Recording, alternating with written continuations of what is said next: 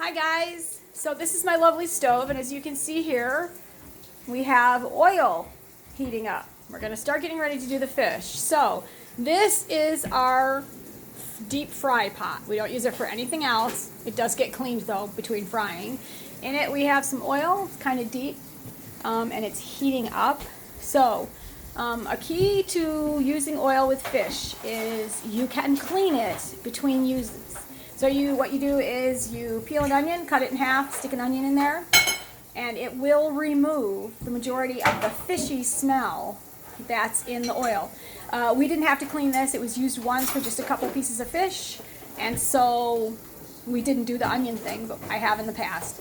After you've used it once, you can put it in a mason jar, stick it in your refrigerator, and save it till the next time. So normally we do cod. We went to the store today. We went to 4 stores today when we were grocery shopping, and we could not find cod. So we looked online, standing in the middle of one store, and found out that pollock is a cousin to cod, tastes just like it, is not overly fishy. That's why we like cod. Stephen and I eat a lot of salmon, but Gavin can't stand how fishy salmon can be.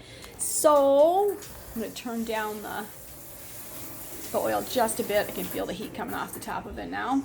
So we're going to use some cod. So Steve is getting everything, or pollock. So Steve's getting everything ready. I'm going to move over here. The first thing he usually does with the fish is we wash it. You don't know where the fish came out of. You don't know who touched it. You don't know where it's been. You know what I mean. And so we wash it. We never just defrost it and take it out of the bag and use it. I do the same thing with my salmon. Colander. Put it in a colander. Do the same thing with salmon or any fish that we eat. We also wash all our vegetables really good, especially anything that we've bought fresh. All right, and then we're going to run water over it. Do you have your crackers? Not yet. I gotta get them out. Oh, okay. Here, I can take care of that. I'll rinse the fish. So basically, you're just going to rinse it with tap water. Doesn't have to be really hot. And you're going to rinse it off, move it around in there so every piece gets done. Whoop, that piece fell apart, but that's okay. That will happen occasionally. These are pretty good sized pieces of fish. They'll make nice sandwiches if you like to eat it that way.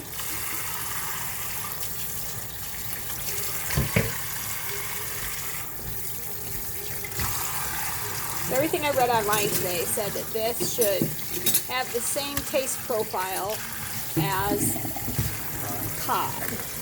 Cod's a great fish. It fries, it holds together usually really well, and it fries really well. So also you're going to need, what are we going to need, Mr. Steve? I see flour and eggs, right? Flour. We need flour Eggs. and eggs.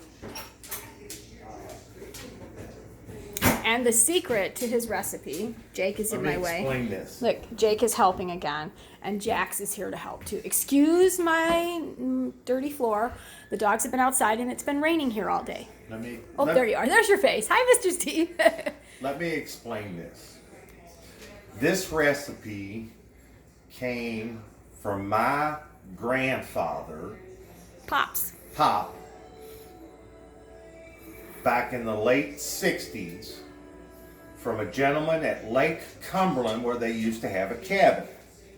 And we used to go down there and fish every weekend through the summer and catch crappie and catfish and bass and you name it, we caught it. But this recipe came from the late 60s. And my grandfather passed it on to my mom, who've used it, and now I have used it. It's very, very simple. It consists of, just a moment. You need milk, don't you? Milk. He forgot the milk. It consists of milk, eggs, whether it's brown, white, doesn't make any difference. Eggs and egg, flour, and saltine crackers. Make sure you get the saltine crackers with the salt on It them. has to have the salt, If you not get, the unsalted. If you get the unsalted, it won't taste the same, or you will then have to add salt to the mix. Can you have one of my what? You can have, Sodas? yeah, you can have a soda only if you go in the living room and turn down the TV. Hello. That's Gavin. Okay, so you also need a rolling pin. That is part of the key to this. The crackers become your batter. And like most batters, you will flour the fish, egg the fish, and then cracker the fish. This is how we start. This is the easy way to do this. Take the cracker while it's still in the... Well, just be careful because Steve did this a couple times and it popped open. And then you get crushed crackers all over your kitchen. So you have to be careful. Yep, crush them up in the bag first to start them. The dogs are waiting for him to pop a bag so they can get a cracker on the floor.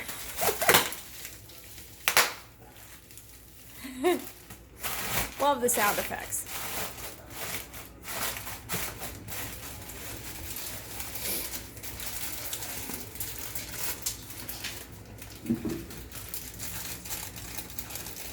Jax is waiting. Are you waiting, Jax, for him to drop something? For those of you that wonder about that weird thing behind my refrigerator, that was where the lady we bought the house from kept her microwave. The plan was this summer to redo a lot of the stuff in the kitchen, and that was to take that out and cover it up and make a full wall there so we could center the refrigerator on the wall. But with COVID-19 and my business crashing and Steve's hours being cut, all plans for remodels have been put on hold till next summer. But that's okay. We've only been here a year and we've done a lot, but I'm real happy with it, so. But that's what that weird thing is that you keep seeing when I move the camera.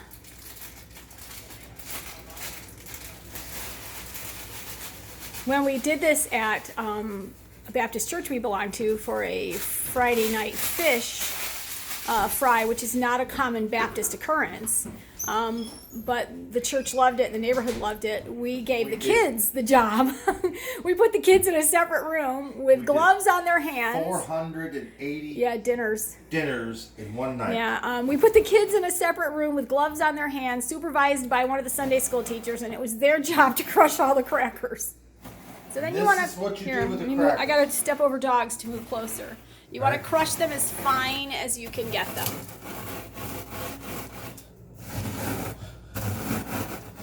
You don't want big pieces stuck to the fish that will fall That off when out it of the goes way. in the deep fry. Yeah, we did the fish fry and we did 400 and some dinners, which all had cold slaw and what was it? Did we had corn? Something. Did we have corn on the cob? I don't remember. It was a while ago. I don't Fish remember. and coleslaw and yes, ear corn on the Here are cob. the corn. So I know it was my job. I was boiling corn, and Steve was frying fish outside. The fire department, a lot of the fire department members out in Eastview were also members of the church, so they brought their big fish fryer that works on propane outside, which was amazing because we could, fry 50 pieces of fish at one time. But you can make this fun if you have kids. We went through 227 pounds of fish. If you have kids, you can let them do part of the process. They can bread the fish for you. They can crush up a bag of crackers. So you can make it a family thing if you want. So I'm gonna go, while he's doing that, I'm gonna walk over to the stove and check the oil. The oil's got heat coming off of it, so it's probably close to where it should be. Stick a thermometer in. The thermometer is not an oil thermometer; it'll break it, and then you'll have Got one in them. No, Oh, okay. one is meat and one is candy. They work on different. Oh, I don't want to break and have mercury in your oil.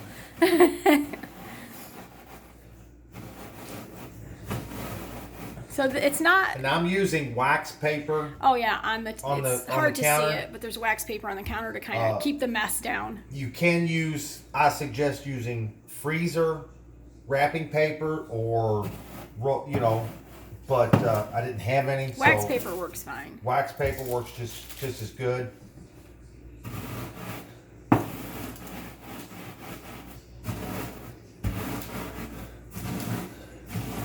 So our plan for next week, maybe in the middle of the week, I may have to figure out how to make that video by myself because Steve will be at work, is I'm going to make minestrone soup.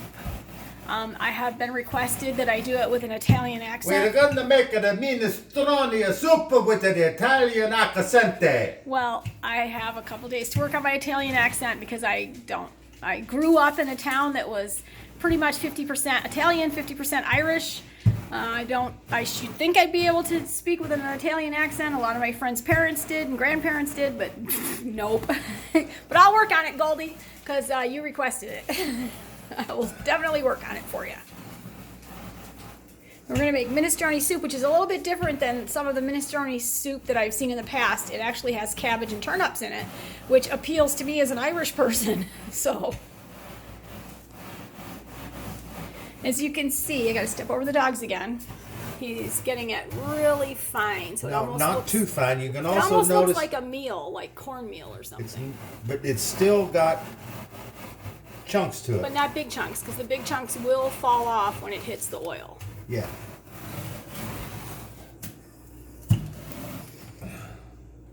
So we've been using this recipe ever since I met Steve and he started cooking fish. But like he said, his grandfather used to do it, so he was familiar with it. Luckily, when I met Steve 30 whatever years ago, We're not going to talk about that. I was very lucky. We tried to figure out the days that we've known each other. It ended up to be something like, 130,000 days or something? I don't know. It was like nuts. It's like crazy. No, not 130. Yes, 36 years times 365 is how much? It was like 130,000 days, Stephen. But anyways, I was lucky that I picked somebody who could cook. Because I could too, but I don't necessarily like to. So I picked somebody. I'm going to turn this down now a little. I really need to get a thermometer I could use in oil. I kind of just judge it by the heat over my hand. Alrighty, that's about the right consistency. Let me get up close so they can see it. Now, I'm going to show you. Stephen, let them look at it first. I'm going to show you what it looks like when I dump the rest of this onto the sheet. You can see it still has crunches, but it has almost a fine meal. The big pieces are Yeah. gone. There's no big chunks of crack. Yeah.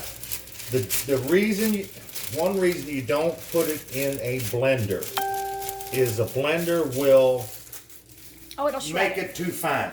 Yeah, And you don't want it fine. You want to have a consistency of. So it's like a cornmeal or like a a matzo crunch. meal or matzo meal mix kind of a Yes. consistency. Yes. Okay.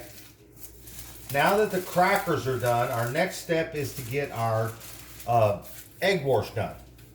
Okay. So we're going to take. Yes, we're a brown egg family, peeps. 2 eggs. Oh, Steve, you didn't check them for blood spots. That's my boss. After 23 years, I can't crack an egg without looking for a blood spot.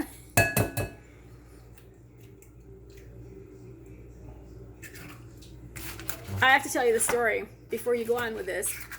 The last time I was at my sister's house and I was making what ended up being an award-winning dessert at the Sauerkraut Festival. Don't put that on. Nobody wants to know what you found. She has chickens, lots of them, and we went out to get eggs, and only one. We cracked open one egg, and it had started to become a chicken. We didn't use it. That's why we always crack eggs at my sister's house, over the sink, out of the way of the food that we're going to put it in. Okay. Now, what I like to do first is I like to get the eggs broke and mixed up.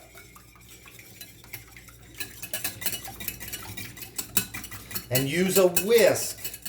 It's very easy and you don't want to whisk it a whole lot. Okay? Then we're going to add some milk.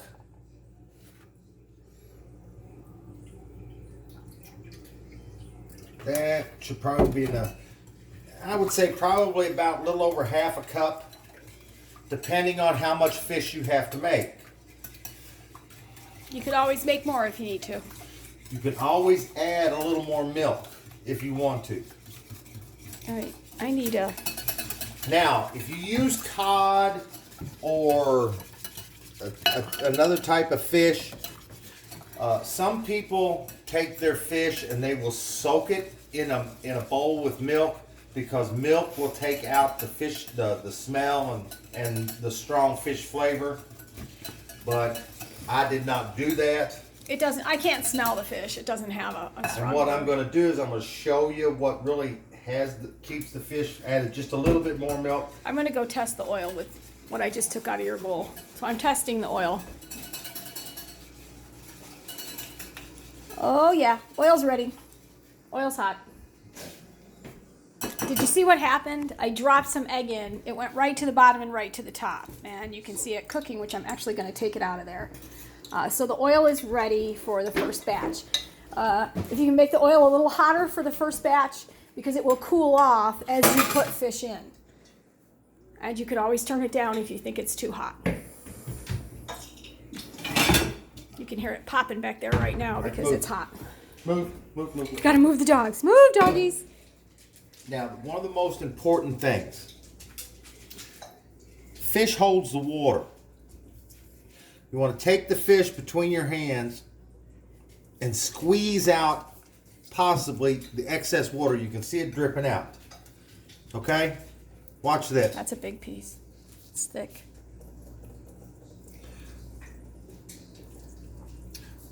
And now it's dry. You can see the water coming out of the fish. Some of these pieces are pretty good size. I like that.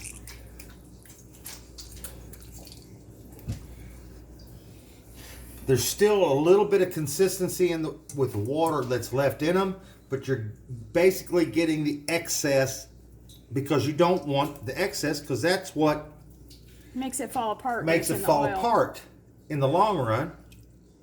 Got some little pieces for the doggies. And me. I eat fish. I don't eat red meat. It really bothers me. But I eat fish. But lately I've been having issues, and I've not been eating as big a portions as normal. So Look how much water that one had. Okay. Now, we're done with that.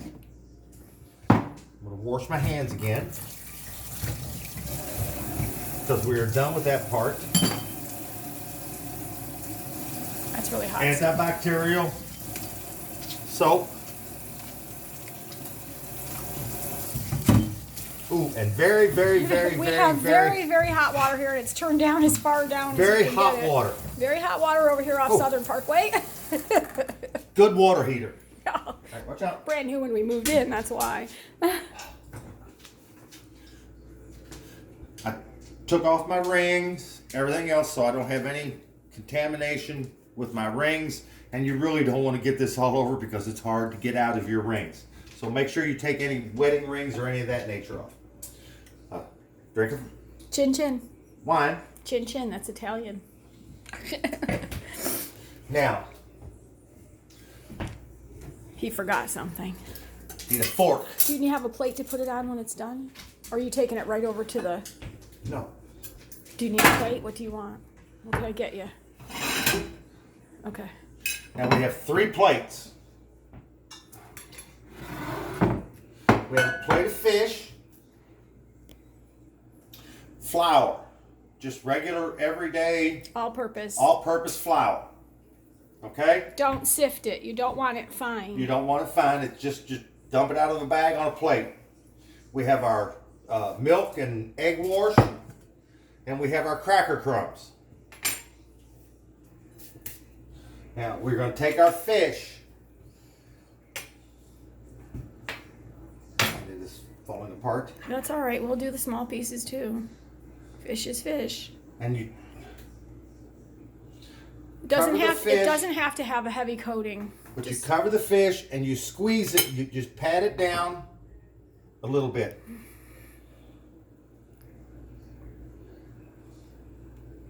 Okay? Take the fish, dip it in the egg wash. You want a spoon? I got the fork. Okay. Okay? Back and forth.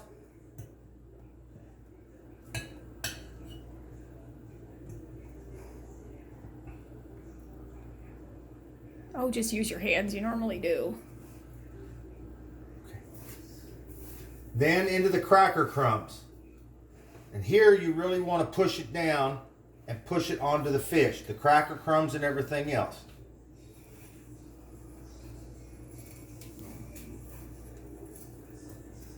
So this is what you would have when you finish. This is a piece ready to go into the oil. And we'll continue to do this. Do you want me to put one piece in the oil? In this method. Hon? Hey, just let me get a couple of them going. Okay. Oh, turn the oven on Oh. as low a setting as it'll go. All right, yeah. Also, turn your oven on because after the fish is fried, like we did with the Scotch eggs. Goldie, do not look at my oven. I have not self-cleaned it yet. It's on my list of things to do. So turn your oven on the lowest setting it will go. And then after it comes out, it can go on a cookie sheet in the oven, draw off any excess. All right, mine goes down to 70, 170. 170. And it'll preheat and it'll drain. Oh, sorry, Jax, stepped on a. It'll drain off any excess oil that you might not want. And believe it or not, you start out using a fork, but then it gets so bad, you end up just using your fingers. It's a whole lot better. Except depending on how much fish you use, sometimes you have to stop and wash it off your hands between Yes. because it gets a little Now crazy. it does help if you use the fork over with the crackers.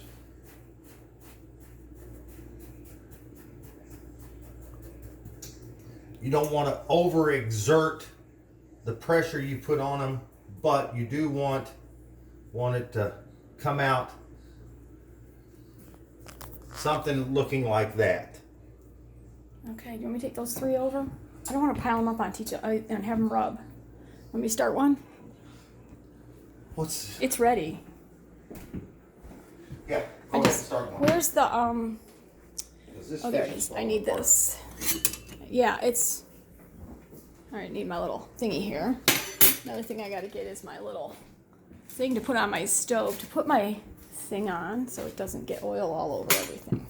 All right, we're going to add one and see if we need to ramp up the heat a little or if we're okay. All right, we just slide it in and there it goes.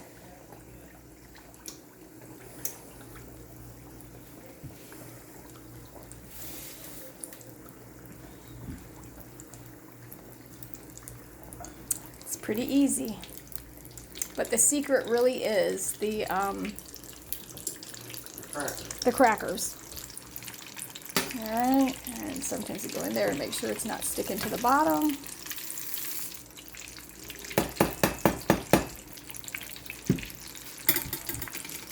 And let it cook away until it gets a nice golden brown.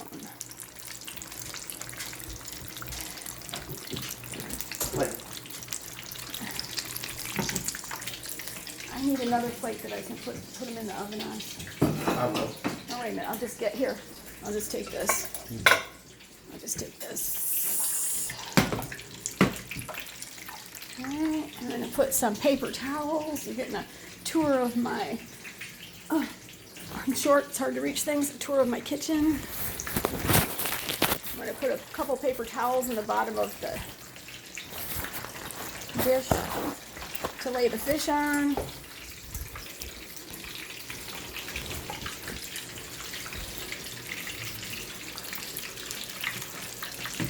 Fish will lay on that when they're cooked all the way. Let's bring this up and see how it's doing.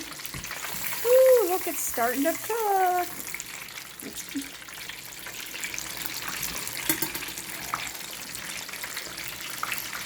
It's pretty easy.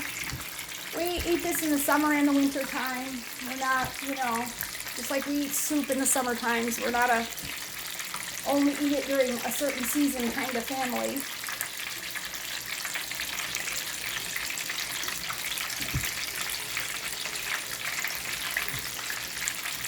Okay, so my stove is set on about 5 right now for the burner. Now, it's an electric stove, so it has a thermostat. It shuts on and off to try to keep the heat constant, depending on your stove. I mean, you all know your stove's best, so you don't want it so hot that it's throwing oil all over the kitchen, but you want it hot enough that it's cooking. I'm going to throw in a trick before it gets done. It's getting there. Doesn't have too much longer and it'll be done. The fish will float to the top when it's almost done. It's at the top now, but it needs to get a little browner. Yeah, hold on. You got that? It's over here. Yeah, the spoon's over here. See, we're getting some splatter, but that's typical when you fry. My dogs will come over and lick up anything on the floor that splatters. See, it's getting done. One piece in here? Just one, yeah, just so Okay. they could just really see one cooking. They're big pieces. I don't want them to get stuck together. And this is what it's going to look like. You can see it cooking. What you want to try to do also is take your ladle, center on the fish, push it to the bottom and squeeze it just a little bit. Oh, they're splattering all over the place. Now that squeezes the last of the excess water out of it. Okay. And you only have to do it one time. I got this turned way down.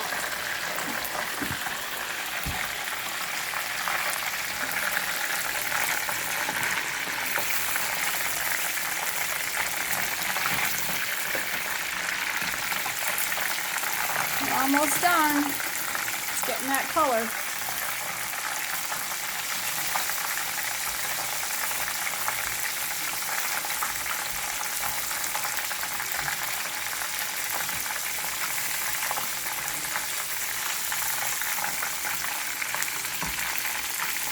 Oh, it smells good too. Smells really good. What do you think, Steve? Oh, that? Yeah, yeah. All right, so then we're gonna put it in here. Oh, no, you gotta put, you got paper towel. We have paper towel. And then it's gonna go in Cover the it. oven. Well, I don't have aluminum foil handy, and I have one hand, Steven. Hold on, let me get some aluminum. Whoa.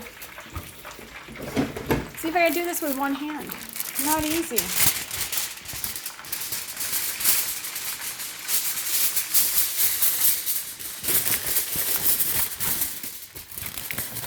Yeah, this is ugly.